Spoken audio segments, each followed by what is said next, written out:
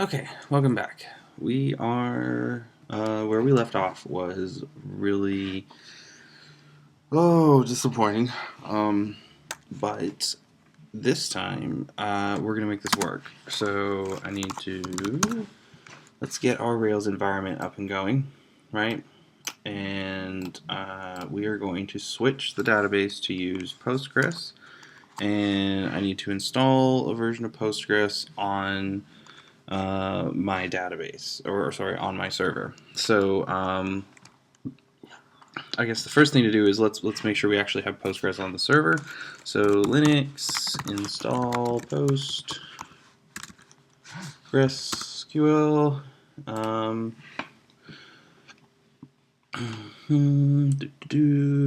let's see.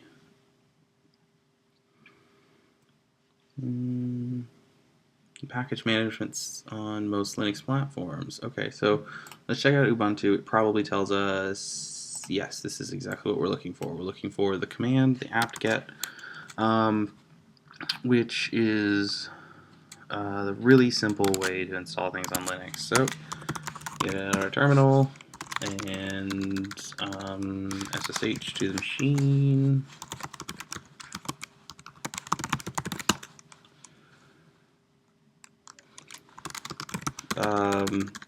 And then we're going to run the command right on the machine. Unable to locate the package. Could not find any package by regex. Oh, joy. Let me run it just like that. Okay, we get something. Cool. We're gonna go forward with it because I need an instance of something. It's fine if it's not exactly. I just need a database. I need something that I can run on the server that's, it's a database. Okay, so now how do I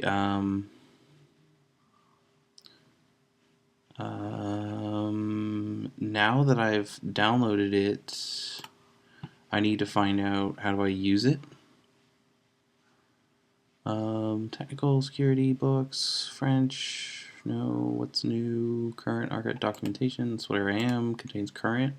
Sure, with user comments, sure. Getting started, that's always a good one. Oh, that's installation. Okay, before you need to install it, of course. Blah, blah, blah.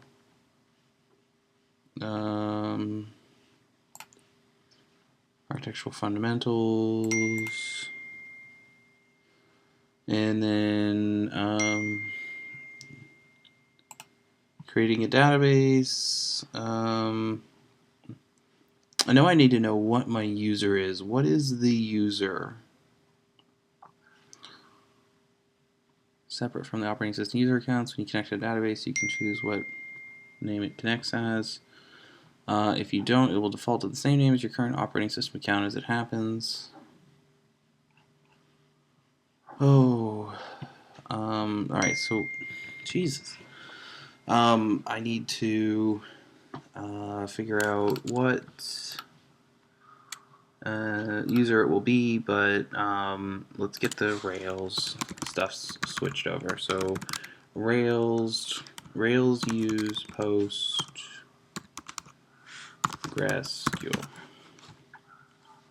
How to set up Ruby on Rails with Postgres. Awesome. So let's actually get our Mitris. Okay, let's get that as well. Open dashboard. Oh, IDE. Instructions. Install Rails using RVM. Yeah, I've done that. Ruby gems. Install Postgres. Cool. Now we need to add the PG gem to production inside of our project. So we don't want it to actually be. We don't want it to be the default for development. We only want it for production. So the way to do that is kind of like this: group development test. That's where for group development and test, we're going to put our SQLite. So we will copy that and throw that down here. And then for production, I'll create another one, group production do, and then end. And we'll put gem PG for Postgres. Okay, so that will now use Postgres for production and SQLite 3 for development. Setting up Postgres. SU Postgres. Create a Postgres user for the Rails app. We'll create the next step to do this. Switch into the Postgres user. So SU minus Postgres. Hey, that worked. Then create a user or role as Postgres calls it. So create role blog with created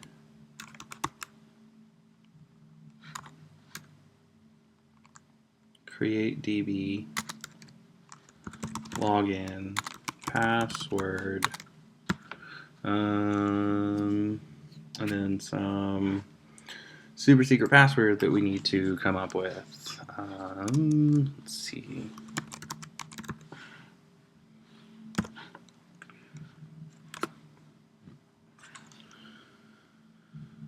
No command create found. What did you mean?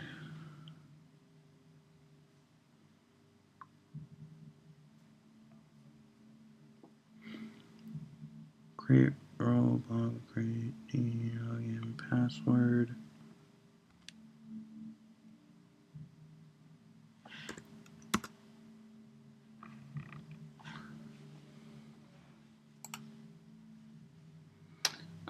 I feel like I have to be in the Postgres environment.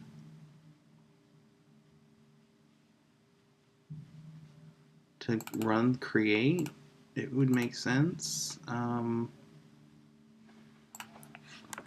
Create, let's see, Postgres.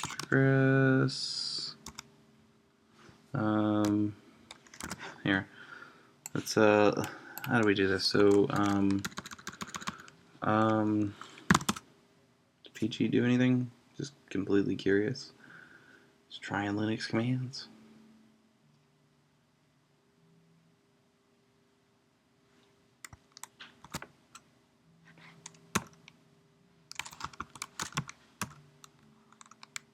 Maybe, am I in like the right, is this where I do it? Create role blog with create DB login password.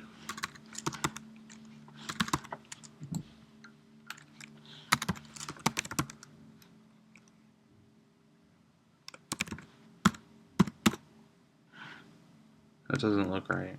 It looks like it's just kind of repeating everything I say.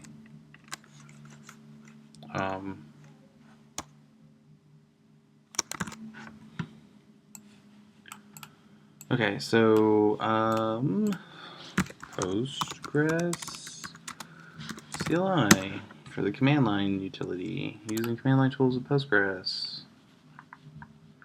Let's do create DB, create user, pSQL. That's probably what I need to run. So pSQL, aha. So let's try it here. Create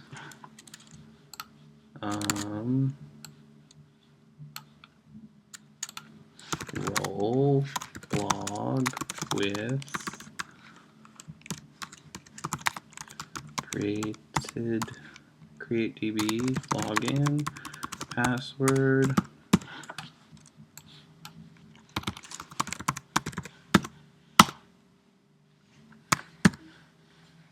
Okay, that looks like it was successful. It said create role, so that's good, right? So testing your Rails app. This creates a directory called my app, blah blah, root config, database YML. Okay, so this is what we're looking for here. This is the thing that we need, right? We need all of this stuff is going to be placed into our database YML file. Config database, and it's going to be placed under production. So I'm not actually going to use anything from default. It's going to be completely on its own. And adapter, PostgreSQL database, we're going to call it blog API, and username would be blog, and then the super secret password.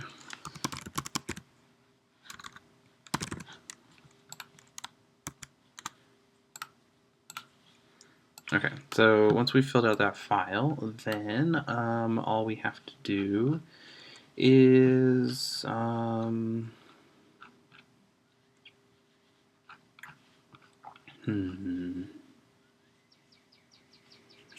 well, we need to make some small security and protection things, right? So we need to do the dot get ignore or vim. Well, I guess I don't have to vim when I'm in here, right? I can just show hidden, go to get ignore. And so we're, I need to make sure I have the latest code. Get poll origin master. Oh, have to be inside. Just can't type it all today.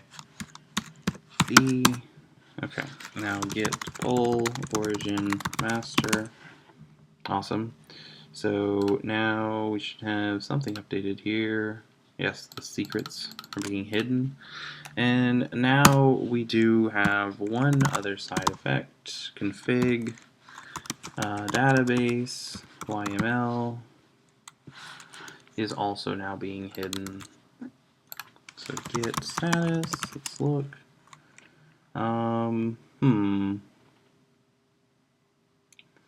So we need to get checkout or get RM yeah, cached secret database YML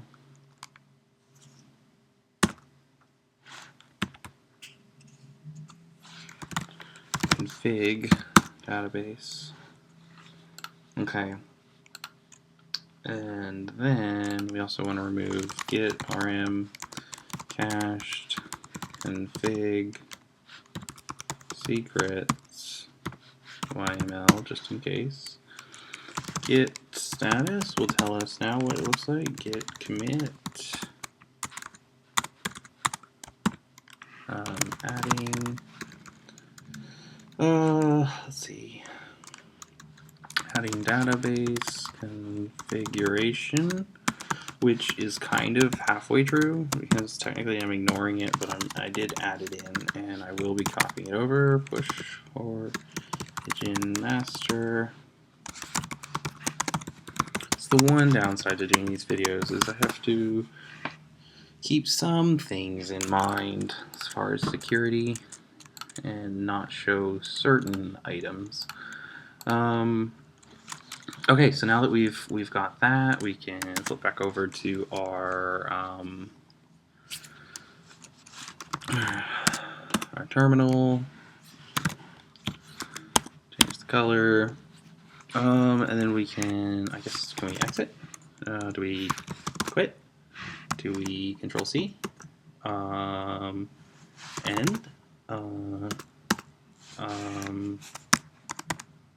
How do we get out? Anyone know how to get out? Exit? No. Well, I guess that'll work. Just type something that doesn't make sense and it breaks. Okay. So we need to su root.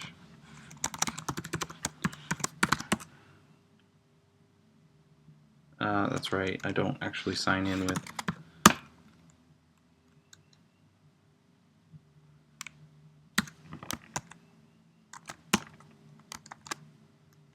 Okay, what do I do? Exit? Aha! I'm back. Okay, that's what I need to do. Now I'm going to go into that, and I'm going to get pull origin master. It's going to pull down the changes. It's also going to delete the files, which means that I need to add them manually based off of my local copy. So give me a moment while I do that.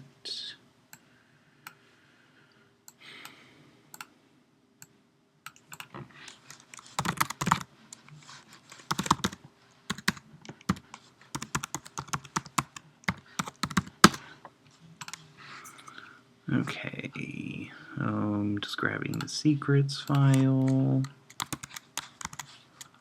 and placing that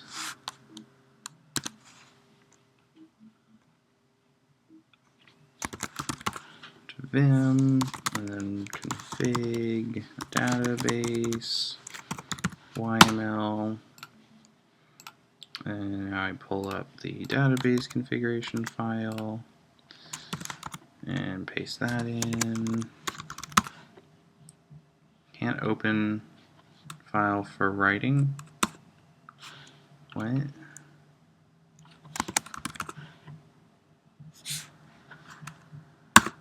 Why? What?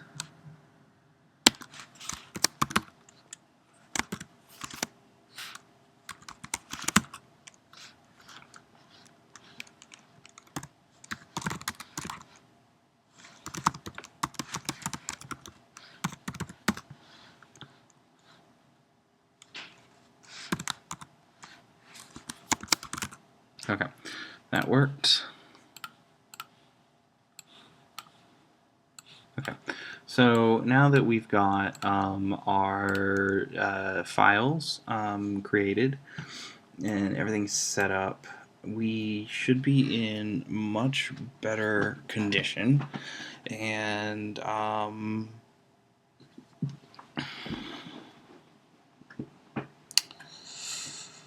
believe that also means that we can return to running the database stuff on the build process,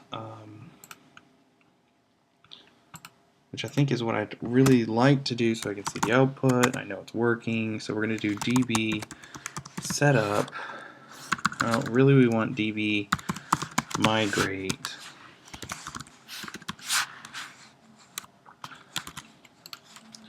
Alright, and we'll add this.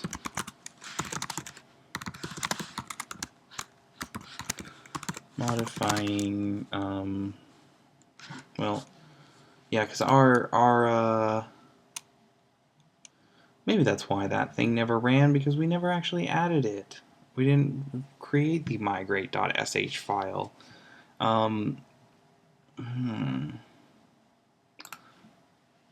So, well, since we didn't actually add that, we can take that out of the Docker file as well.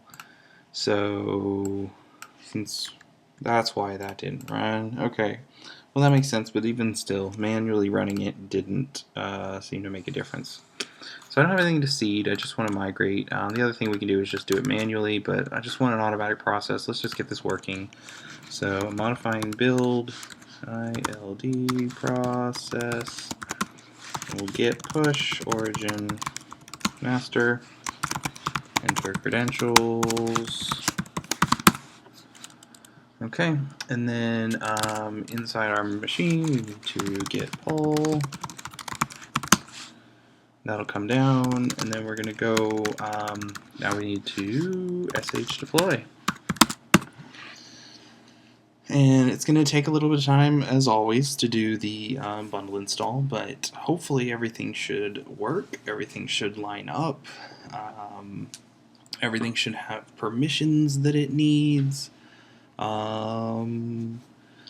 If so, this was a super simple switch and setup. If this wasn't, then we'll just see how deep this rabbit hole goes.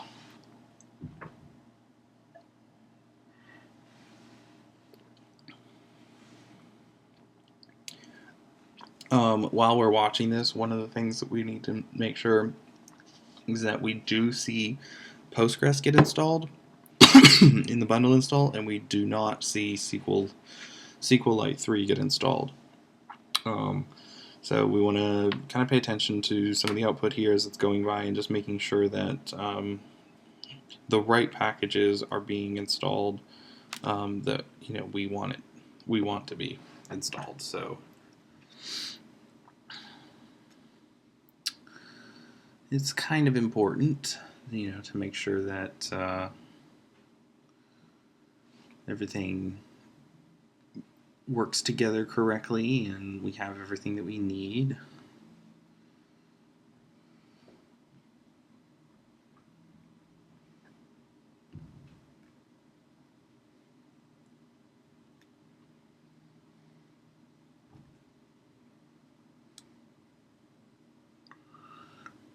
Okay, it's moving along. Mail, action mail, rail, bundler, Vibug, rail ties. Come on, where is it? Where are you?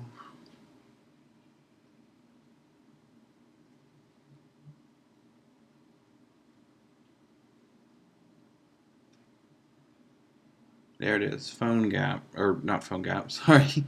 That's a different technology I use occasionally. I might be doing some videos on that. That'd be kind of cool, actually. Go through some upgrades to some of my production mobile applications. Okay, so DB migrate not found. Well, yeah, duh. Because it's rake DB migrate. So git add a git commit fixing my mistake. Git push origin master. Oh, okay.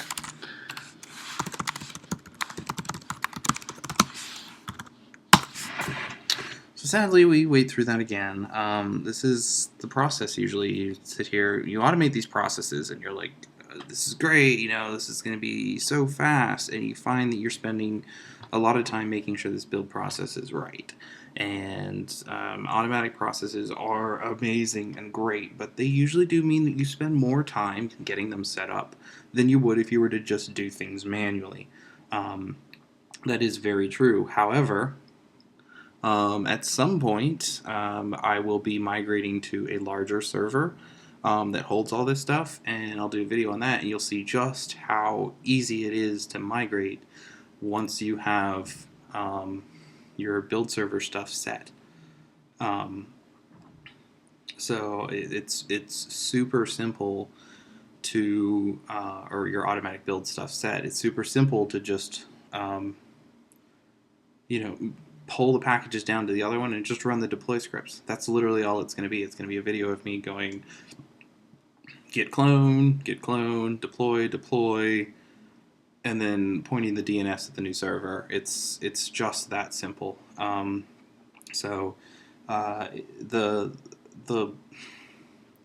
benefit you get out of it is it's easy to migrate things, and it's easy to do things again later. And what happens if your server crashes or the power goes out or something like that?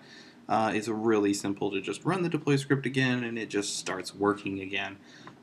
So it's a really nice, simple way to get things to start to get things automatic. Plus, in the future, once I get this all set up, and then I just have to worry about upgrading the code that's inside of it, and I just run the automatic process again, and it automatically builds everything, packages up, runs the migrations by itself, does everything it needs to do, and then goes off on its way. So it's definitely worth the time that you spend up front trying to get these things set up correctly. And that's what I wanted to see. Good. So we successfully created the table in our now Postgres database, and I pray that this is hopefully finally working. So we're gonna go back to the blog, right? And we are going to go back to the one that had our special ID on it, and we get 2 errors. 502, bad gateway, no access control, allow origin, header. Okay, so a little bit more of this, but hopefully this is something that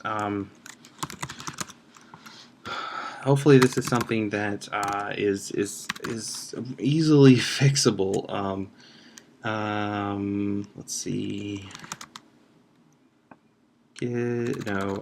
Docker bash 326, and if we go vim var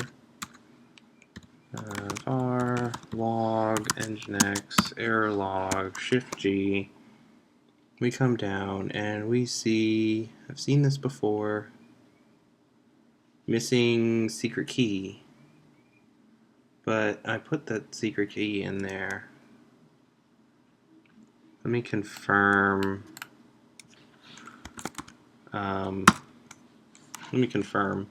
That secret key actually is in the file vim vim/home app. What do we call it? Blog API.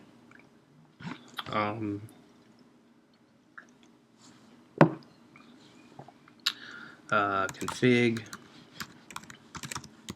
secrets .yml. Okay, and if we scroll down, we see there is in fact a secret key base for production.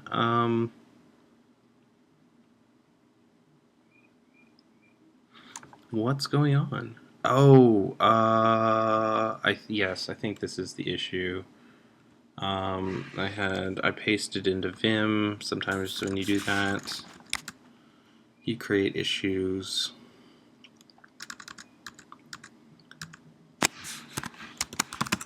Okay, so now, now we should actually just be able to, hopefully, refresh. No, not just refresh. No access control, allow origin, 502. We're still getting 502. So I guess we need to kick the server to restart. So I guess I need to fix. Let's exit out of this, and then we're gonna go. We need to fix the config secrets file inside the actual, because I fixed it inside the running server. I didn't fix it inside the repository. Okay, so now that we're back into our actual thing, we can deploy again. Yeah, it's just a lot of this, like fix something, deploy, fix something, deploy, fix something, deploy. It's just that's kind of the process that you end up falling into. You know, after you get these done a couple times, like, this one's been tough because mostly because of the database thing. It would have been a lot smoother if it hadn't been for whatever was going on with SQLite. And you know, I wanted to move away from SQLite anyways, so I guess it's in a way a good thing that, you know, I got the chance to do it maybe sooner than later. But I really wish that I could have at least had a running version of it and then just flipped over. That would have been a lot nicer versus having to create these, you know, force myself to go through this change. And you know, we're now in the third video of what should have been a one video half hour look at how I deploy things and that work. So but that's kind of the point of this blog and this series and this whole, you know, me doing videos, is to just, I'm going to show you everything. I'm going to show you real production code. I'm going to show you real production things. I'm going to show you some of my real mobile applications. And you know, if I get a chance, I'm going to try to show you some client stuff and me working through client sites. I'm going to making a real game with JavaScript.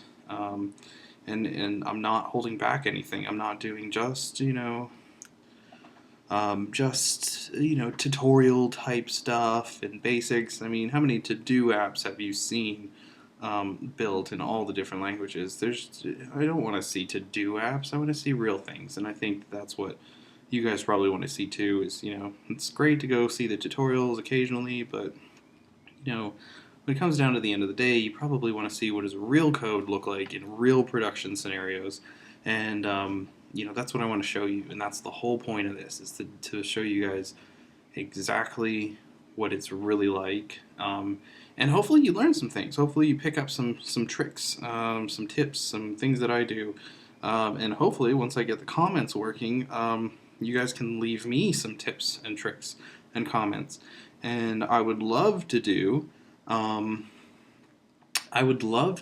live streaming version, where we maybe work on, maybe when I get a little further along in the Tetris game, we can, maybe I'll have a special episode where I'll just throw out a time, and a date, and anybody that wants to come in and join a hangout with me and work through some of it. I'll record it, of course. That would be great. That'd be fantastic. You can ask me your questions right there in real life, and I'll answer them, and we'll go through things, and it'll be hopefully a lot of fun. So that's definitely a possibility in the future. Just got to get there. What happened? 500 internal error, so that's not the 502. So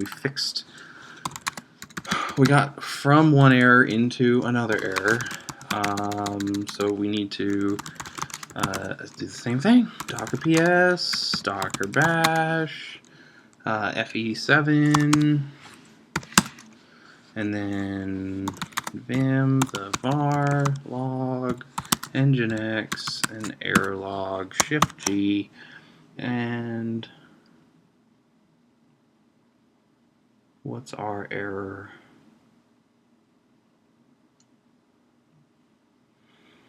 Is the server running locally and accepting connections on the Unix domain socket? I don't know. Oh, grr. That's right.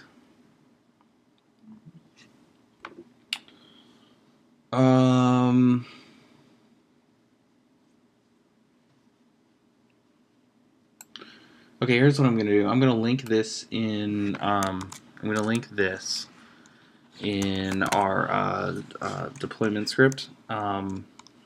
So we'll cd, no, not cd, we can't cd out of that. We will exit, and then we'll vim into our deployment script, and we're going to attach it so that it can communicate. So that's, what did I do? Oh, I'm not in insert mode. Me and Vim, not quite friendly yet. That goes to the same one, var run post GraphQL. Nope.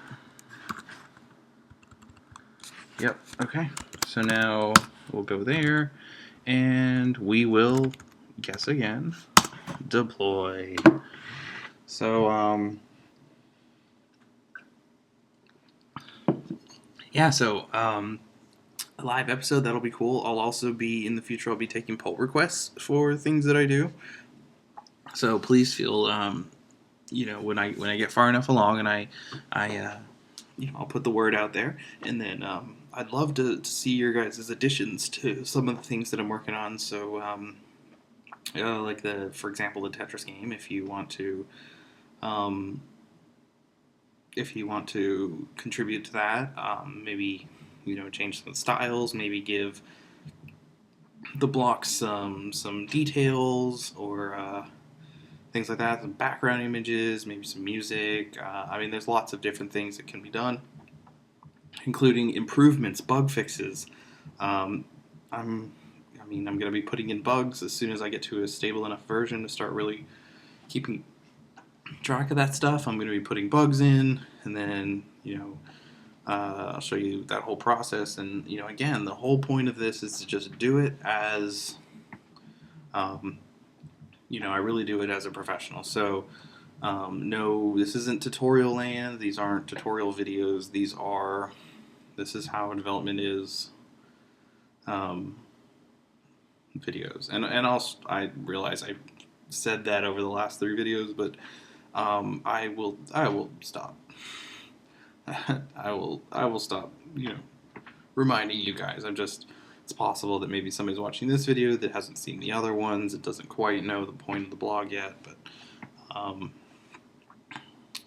yeah.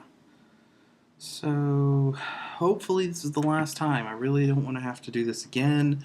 I really just want this to work. Our tests were good, so it's not our code. It's just our it's just getting these things to line up, and hopefully the Unix socket attaching this volume on will allow the Unix socket to be present and for the Docker container to use it. If it doesn't, then we'll have to figure something out, and I really don't want to have to do that. But if that's what it is, then that's what it is. Also, somewhat odd that it seems to be creating the database each time, and this seemed to have access to the, or is this fake, or I don't know what's going on. So refresh. Here's that doesn't look good. Just, it should come back right away, but no, it's still pending, and then 500 error. Oh! What is it now?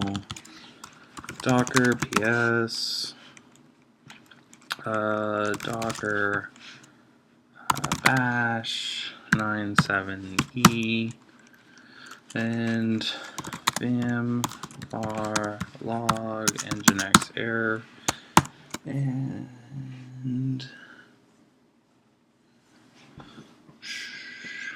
peer authentication failed for user blog.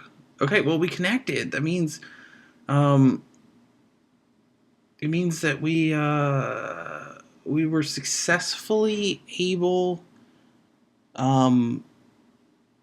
to connect to the Unix socket, but there was an authentication error. So there was an issue with, for whatever reason, there seemed to have been an issue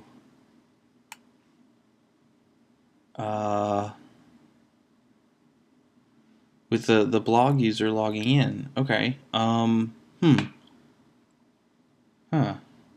Okay. Are we getting somewhere? I think we're getting somewhere. So we'll come out of that. And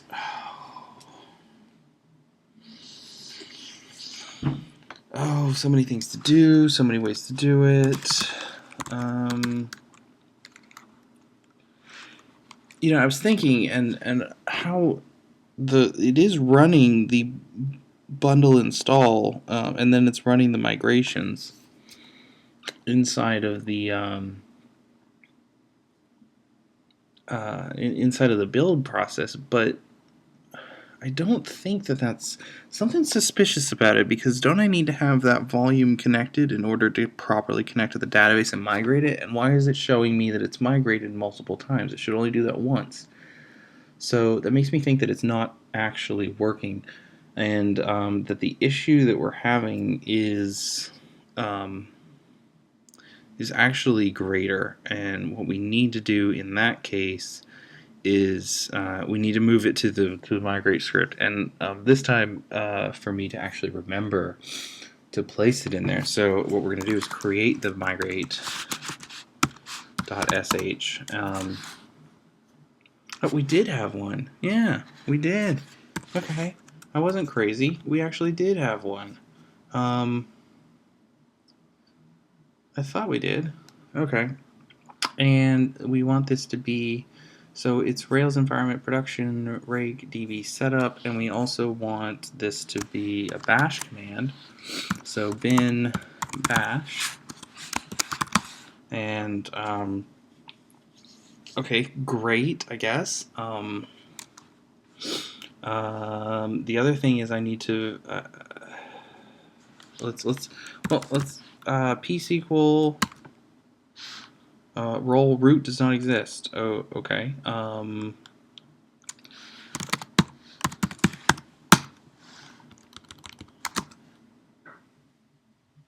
No password entry for okay. PC no. I need to. What was it? SU Postgres. Let's go back to this article. My app, password 1, and then you run rakdb setup, create environment, test databases, set their owners to the user specified, and create schema migration tables in each. This table is used to record your migrations to schemas and data. Should be able to start your Rails app now. Cool. Okay, Rails root is the Rails root directory. Okay, now configure which database Rails will talk to. This is done using the database YML file located at right. We've done that. Cool. Okay, what was the step? Are we missing a step? Can I use the Postgres user? Isn't the prettiest tool?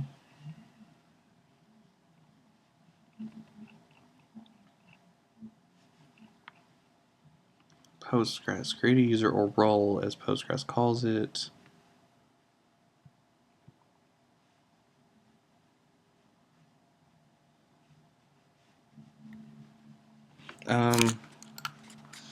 So we're in Postgres, right? So we run pSQL.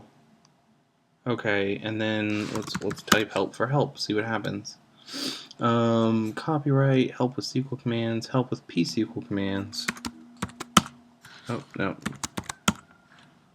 Okay, what do we have? Show. What we need to do is see all the roles.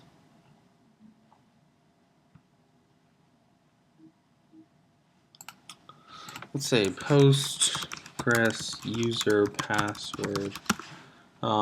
Default password for Postgres user.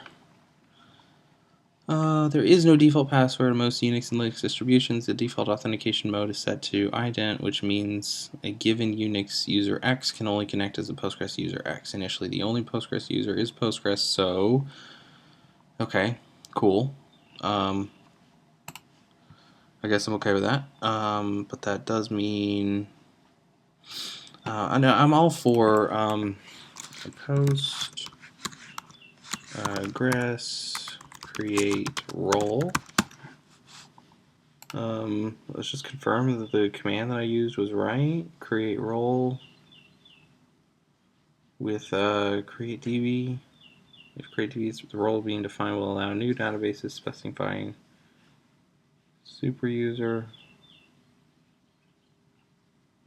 Login. This clause determines whether a role is allowed to log in. That is, whether the role can be given an initial session authorization named during client authentication.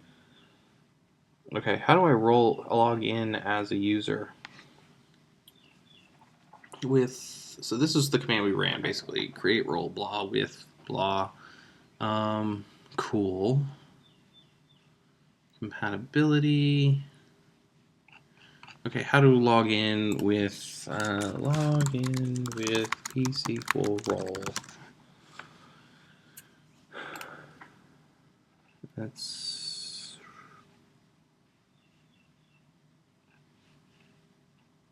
I just want to see if did I like make the password not come in correctly or something. Create role, drop role, select role name from PG roles. Let's select blog from PG roles. That's not what I want, is it? And also I'm in here, so select role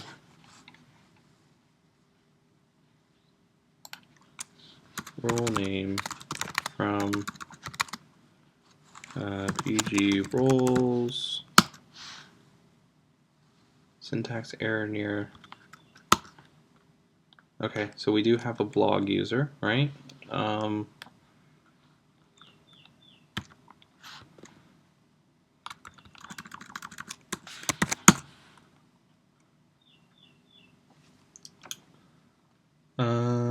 Let's see, can I update? Update role password set, no, update PG roles set role password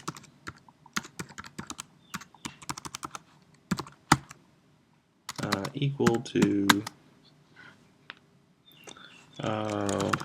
where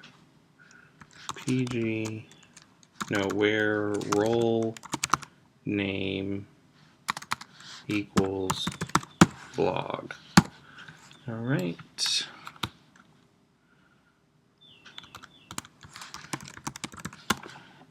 Unable to update the view. Provide an instead of update trigger on non-conditional on update. Views that do not select from a single table or view are not automatically updatable. Okay, so apparently this can't do it like that. How to Postgres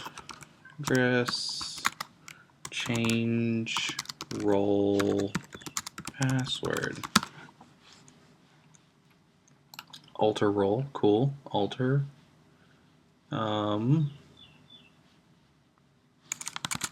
That's probably what we need to do, right? Alter role blog.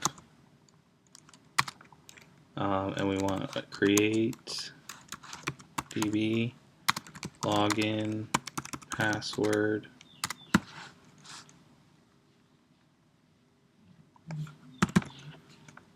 Okay.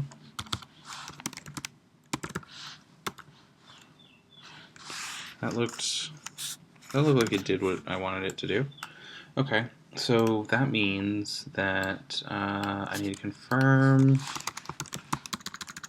Well, I need to exit out of here. Q, exit, and then I need to confirm. Well, actually, let me do it inside the Docker container. Yeah.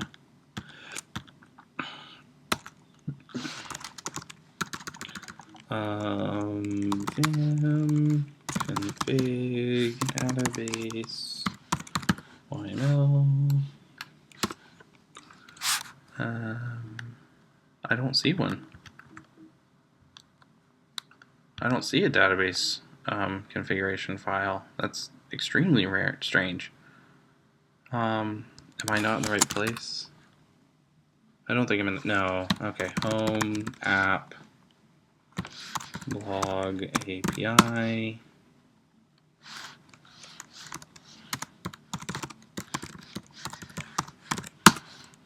Okay, and Vim.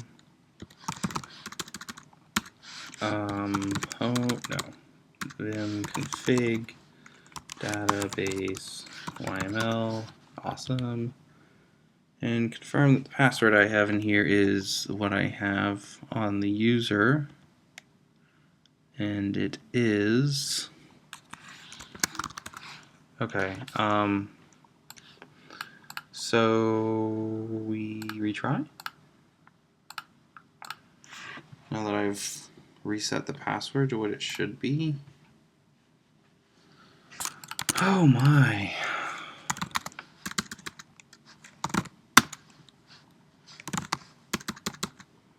Vim var log nginx error log shift G.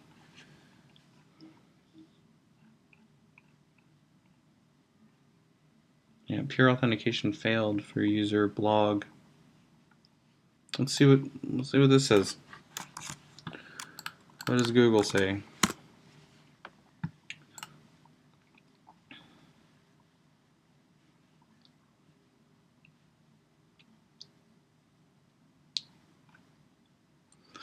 If you install PostgreSQL on your server, then just host localhost to database YML, I usually throw it in around where it says pool 5. Otherwise, if it's not localhost, definitely tell that app where to find its database.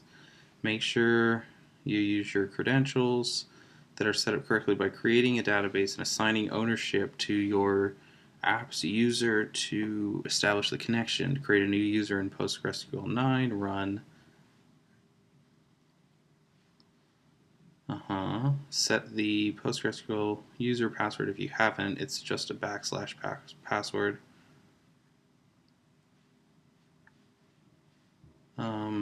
Create the new user and the user's new database. So they're saying create user, not create role. Okay, so this is slightly different. So create user blah with password blah, then create database blah owner blah. Okay, so this looks this is pointing us in a slightly different direction, and I think that's okay. That's good. So I'm going to do that. I'm going to back out of the box, and we will go into he's saying run sudo u postgres psql, which probably just takes me, yep, pretty much just takes me right here. And then let's see. Well, I can do that later. So create user blog with password, super secret password.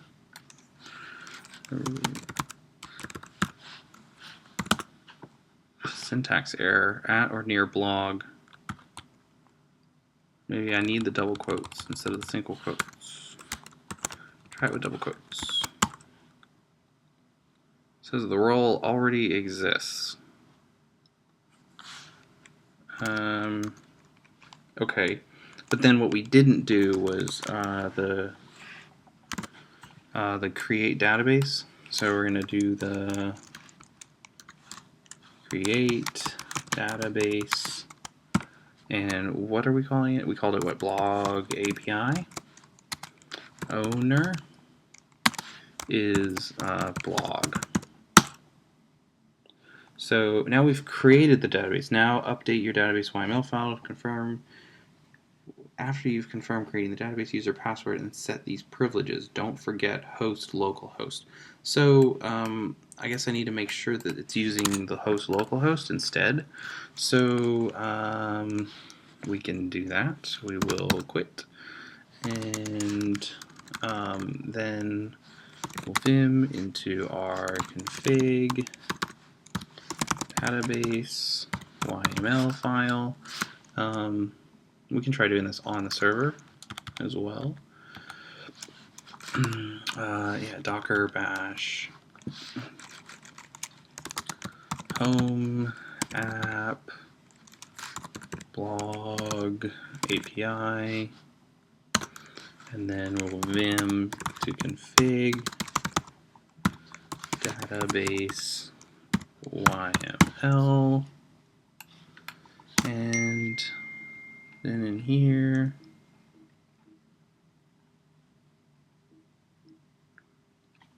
I will make the switch to using host localhost.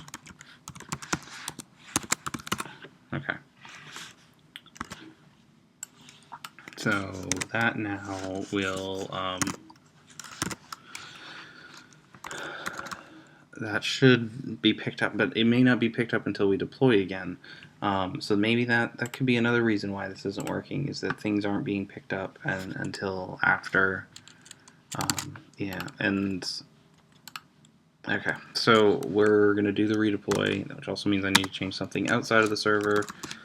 Oh, vim config database YML, and just make sure I change that host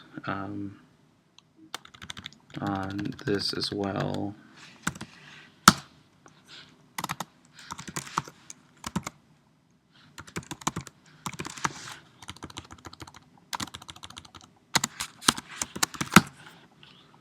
Okay, so now we deploy again, and if this doesn't work, that's going to be my last attempt. Oh, this is just taking way, way too long.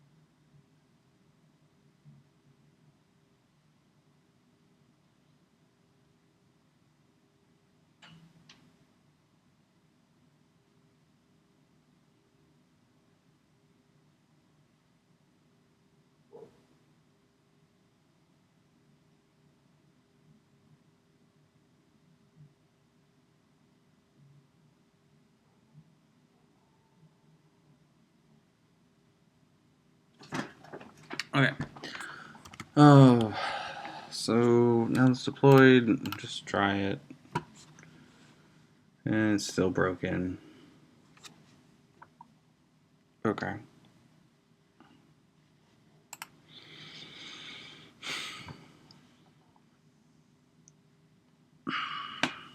Okay. Well, we'll get this working at some point eventually.